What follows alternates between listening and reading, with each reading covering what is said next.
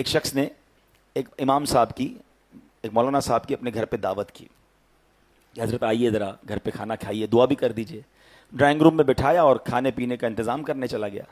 کھانا وغیرہ کھا کے امام صاحب دعا کر کے چلے گئے۔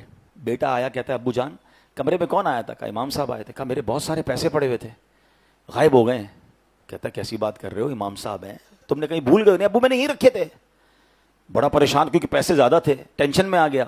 ابو کو سمجھایا، ابو کہ میں تو امام صاحب سے بات نہیں کروں گا، اتنی نیک شخصیت ہے، کوئی امام صاحب چوری کرنے تھوڑی آئے تھے، تم نے کہیں رکھ دیا ہوگا۔ کہتا نہیں ابو یہی رکھے تھے۔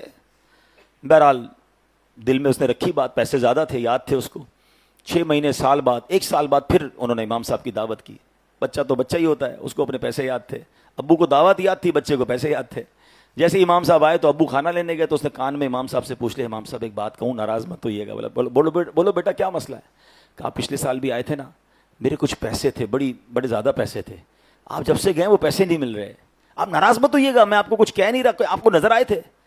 یہ سن کر امام صاحب رونے لگ گئے۔ اتنی دیر میں والد صاحب بھی آ گئے۔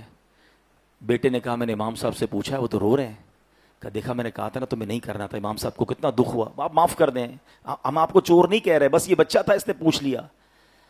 کہتے میں اس لیے نہیں رو رہا کہ اس نے مجھ سے سوال کیا ہے۔ یہ سامنے آپ کی کبٹ کے اندر قرآن پاک ہے، ذرا نکالیے۔ انہوں نے قرآن پاک نکالا، کہا اس کو کھولیے۔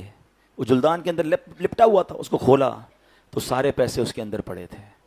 کہا بیٹا جب کھانا لینے آپ کے ابو گئے نا تو پیسے بکھرے ہوئے تھے، میں نے پیسے سمیٹ کے قرآن میں رکھ دیے کہ روز تلاوت ہوتی ہوگی، آپ قرآن کھولیں گے آپ کو پیسے مل جائیں گے۔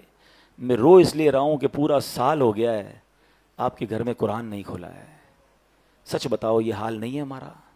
موبائل روز کھلتا ہے، بلکہ کئی بار کھلتا ہے، نماز میں بھی جی چاہتا ہے کھولنے کو۔ ابھی بیان کے دوران بھی کئی لوگ چیک کر رہے ہوں گے، چین نہیں آتا۔ نیا سافٹ ویئر آ جائے، نئی کوئی اپلیکیشن آ جائے، خود ہی ڈھونڈ کے اس کا ٹیوٹوریل بھی ڈھونڈ لیں گے، اس کو یوٹیوب پہ بھی سرچ کریں گے، 4 دوستوں سے بھی پوچھیں گے یار اس کے بینیفٹ بتاؤ، اس کا طریقہ بتاؤ، میں آ رہا ہوں تیرے گھر پہ بھائی، مل کے سیکھتے ہیں کیسے کرنا ہے۔ آج کل آرٹیفیشل انٹیلیجنس کا زمانہ ہے، کیسے سرچ کرنا ہوتا ہے، کیسے سب کر لیں گے۔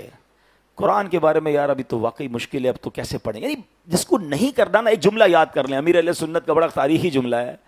آپ فرماتے جس کو کرنا ہونا اس کے لیے راستے بہت، جس کو نہ کرنا ہو اس کے لیے بہانے بہت۔ فیصلہ آپ کر لیں۔